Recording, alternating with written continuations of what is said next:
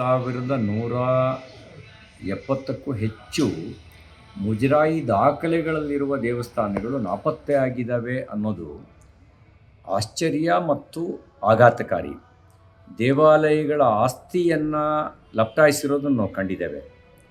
ದೇವರ ಆಭರಣಗಳನ್ನು ಲಪಟಾಯಿಸಿರೋದನ್ನು ನಾವು ಕಂಡಿದ್ದೇವೆ. ದೇವಾಲಯಗಳನ್ನೇ ನಾಪತ್ತೆ ಮಾಡಿರೋದು ಬಹುಶಃ ಜಗತ್ತಿನಲ್ಲೇ ಅಪರೂಪದ ಸಂಗತಿ ಅಂತ ಅನಿಸುತ್ತೆ.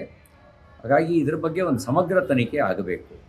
ಈ ದೇವಾಲಯಗಳ ಇವತ್ತಿನ ಸ್ಥಿತಿಗತಿ ಏನಾಗಿದೆ, ಯಾರಾದರೂ ಇದನ್ನು ದೇವಸ್ಥಾನವನ್ನು ನಾಪತ್ತೆ ಮಾಡಿ, ದೇವರನ್ನು ನಾಪತ್ತೆ ಮಾಡಿ ಏನಾದರೂ ತಾವು ಪ್ರತಿಷ್ಠಾಪನೆಗೊಂಡಿದ್ದಾರಾ, ಯಾವ ರೀತಿ ಮಾಡಿದ್ದಾರೆ ಅನ್ನೋದು ಸಮಗ್ರ ತನಿಖೆ ಆಗಬೇಕು. ಅದಕ್ಕೆ ಆಗ್ರಹಿಸ್ತೇನೆ. ಇದಕ್ಕೆ ಒಂದು SIT ರಚನೆ ಮಾಡಲಿ. SIT ರಚನೆ ಮಾಡಿ ಎಲ್ಲವನ್ನೂ ಪತ್ತೆ ಹಚ್ಚೋದು ಮಾತ್ರ ಅಲ್ಲ, ಮತ್ತೆ ದೇವಾಲಯಗಳನ್ನು ಪುನರ್ಸ್ಥಾಪಿಸುವ ಕೆಲಸವೂ ಕೂಡ ಆಗಬೇಕು. ಈ ರೀತಿ ಒಂದು ವಿಶೇಷವಾದ ಒಂದು ತನಿಖಾ ತಂಡವನ್ನು ನಿಯುಕ್ತಿ ಮಾಡಿ, ಕಂದಾಯ ಅಧಿಕಾರಿಗಳು, ಮುಜರಾಯಿ ಇಲಾಖೆ ಅಧಿಕಾರಿಗಳು, ಪೊಲೀಸ್ ಅಧಿಕಾರಿಗಳನ್ನು ಒಳಗೊಂಡಿರತಕ್ಕಂಥ ಒಂದು ವಿಶೇಷ ತನಿಖಾ ತಂಡವನ್ನು ನಿಯುಕ್ತಿ ಮಾಡಿ ಕ್ರಮ ಕೈಗೊಳ್ಳಬೇಕು ಅಂತ ನಾನು ಆಗ್ರಹಿಸ್ತೇನೆ. 1400 ವರ್ಷಗಳ ದೇವಸ್ಥಾನವನ್ನೇ ವಕ್ಫ್ಗೆ ಡಿಕ್ಲೇರ್ ಮಾಡ್ಕೊಂಡಿದ್ರು. ಹಾಗೆ ಆಗಿರುವಂಥ ಸಾಧ್ಯತೆಗಳಿದ್ದಾವೆ. ಚಿಕ್ಕಮಂಗ್ಳೂರಿನಲ್ಲೇ ದತ್ತಪೀಠವನ್ನು ವಕ್ಫ್ ಬೋರ್ಡಿಗೆ ಸೇರಿಸಿದ್ದು, ಇಲ್ಲಿ ನಲ್ಲೂರು ಮಠವನ್ನು ವಕ್ಫ್ ಬೋರ್ಡಿಗೆ ಸೇರಿಸ್ಕೊಂಡು ಡಿಕ್ಲೇರ್ ಮಾಡ್ಕೊಂಡಿರೋದು, ಇಂಥವೆಲ್ಲ ನಡೆದಿರಬೇಕಾದ್ರೆ ಹಾಗಾಗಿ ಒಂದು ಸಮಗ್ರ ತನಿಖೆ ಆಗಲಿ. ಒಂದು ಸಮಗ್ರ ತನಿಖೆ ಆದರೆ ಸತ್ಯಾಸತ್ಯತೆ ಗೊತ್ತಾಗುತ್ತೆ. ತನಿಖೆ ಆಗಲಿ ಅಂತ ನಾನು ಆಗ್ರಹಿಸ್ತೇನೆ. ಸರ್, ಈಗ ಮುಂದಾಗ್ತಾ ಇಲ್ಲ ಒಂದು ಆರೋಪ ನಿರಂತರ. ಈಗ ಅದಕ್ಕೆ ನಾನು ಹೇಳೋದು, ಇದರ ರಕ್ಷಣೆಗೆ ಪ್ರತ್ಯೇಕವಾಗಿರ್ತಕ್ಕಂಥ ಒಂದು ವ್ಯವಸ್ಥೆಯನ್ನು ನಿರ್ಮಾಣ ಮಾಡೋದು ಸೂಕ್ತ ಅಂತ ಅನಿಸುತ್ತೆ. ನಾವು ವಿಧಾನ ಪರಿಷತ್ತಿನ ವಿಧಾನಮಂಡಲಗಳ ಅಧಿವೇಶನದಲ್ಲೂ ಕೂಡ ಪ್ರಸ್ತಾಪ ಮಾಡ್ತೀವಿ.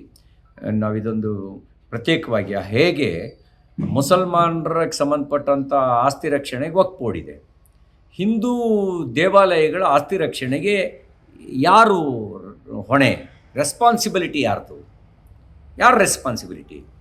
ಲಕ್ಷಾಂತರ ಎಕರೆ ಜಮೀನು ರಾಜ ಮಹಾರಾಜರ ಕಾಲದಿಂದ ಕೊಟ್ಟಿದ್ದು ಕೂಡ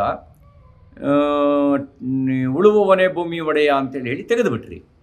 ನೀವು ಜಾತ್ಯತೀತತೆ ಅಂತ ಹೇಳ್ತೀರಿ. ಹಿಂದೂ ದೇವಸ್ಥಾನಗಳನ್ನು ನೀವು ಶ್ರೀಮಂತವಾಗಿದ್ದ ದೇವಸ್ಥಾನಗಳನ್ನು ನೀವು ಬಡ ದೇವಸ್ಥಾನ ಮಾಡಿದ್ರಿ, ದುರ್ಬಲಗೊಳಿಸಿದ್ರಿ. ಇನ್ನೊಂದು ಕಡೆಗೆ ನಮ್ಮ ದೇವಾಲಯಗಳನ್ನೇ ನಾಪತ್ತೆ ಮಾಡಿದ್ರಿ. ಇನ್ನು ಮುಜರಾಯಿ ದಾಖಲೆಗಳಲ್ಲಿರುವ ದೇವಾಲಯಗಳೇ ನಾಪತ್ತೆ ಆಗಿದ್ದಾವೆ ಅಂದರೆ, ಮುಜರಾಯಿ ದಾಖಲೆಗಳಲ್ಲಿ ಇಲ್ಲದೇ ಇರುವ ದೇವಾಲಯಗಳ ಕತೆ ಏನಾಗಿರ್ಬೋದು? ಯಾವುದೋ ಕುಟುಂಬದ ದೇವಸ್ಥಾನ, ಇನ್ಯಾವುದೋ ಗ್ರಾಮದ ದೇವಸ್ಥಾನ, ಆ ಗ್ರಾಮ ದೇವಸ್ಥಾನಗಳ ಆಸ್ತಿ ಮುಜರಾಯಿ ದಾಖಲೆ ಇಲ್ಲ. ಆದರೆ ತಲೆತಲಾಂತರದಿಂದ ಸಾವಿರಾರು ವರ್ಷದಿಂದ ದೇವಾಲಯ ಇದೆ. ಅವುಗಳ ಪರಿಸ್ಥಿತಿ ಏನಾಗಿರ್ಬೋದು? ಹಾಗಾಗಿ ಎಲ್ಲದರ ಬಗ್ಗೆ ಸಮಗ್ರ ತನಿಖೆಗೆ ಕಂದಾಯ, ಮುಜರಾಯಿ ಹಾಗೂ ಪೊಲೀಸ್ ಇಲಾಖೆಗಳನ್ನು ಒಳಗೊಂಡಿರ್ತಕ್ಕಂಥ ತಂಡವನ್ನು ರಚನೆ ಮಾಡಬೇಕು. ಆ ತಂಡದ ಕೆಳಗೆ ಪ್ರತಿ ಜಿಲ್ಲೆಯೊಳಗೂ ಕೂಡ ಉಪತಂಡಗಳನ್ನು ರಚನೆ ಮಾಡಿ ಸಮಗ್ರ ತನಿಖೆ ಮಾಡಬೇಕು ಅಂತ ಆಗ್ರಹಿಸ್ತೇನೆ. ಮತ್ತು ಪುನರ್ ಪ್ರತಿಷ್ಠಾಪನೆಗೊಳಿಸುವ ಕೆಲಸನೂ ಆಗಬೇಕು. ನಿರ್ಭೀತ, ನಿಷ್ಪಕ್ಷಪಾತ, ವಿಶ್ವಾಸಾರ್ಹ ಸುದ್ದಿಗಳಿಗೆ ಮತ್ತೊಂದು ಹೆಸರಾಗಿರುವ ನ್ಯೂಸ್ 18 ಕನ್ನಡ ಈಗ ಆಪ್ನಲ್ಲೂ ಲಭ್ಯವಿದೆ. ದಯವಿಟ್ಟು ಇಲ್ಲಿರುವ QR ಕೋಡ್ ಸ್ಕ್ಯಾನ್ ಮಾಡಿಕೊಂಡು ಆಪ್ ಡೌನ್ಲೋಡ್ ಮಾಡೋದಕ್ಕೆ ಮರಿಬೇಡಿ. ನಿಮ್ಮ ಬೆಂಬಲ ಹೀಗೆ ಸದಾ ನಮ್ಮೊಂದಿಗಿರಲಿ. ಧನ್ಯವಾದ.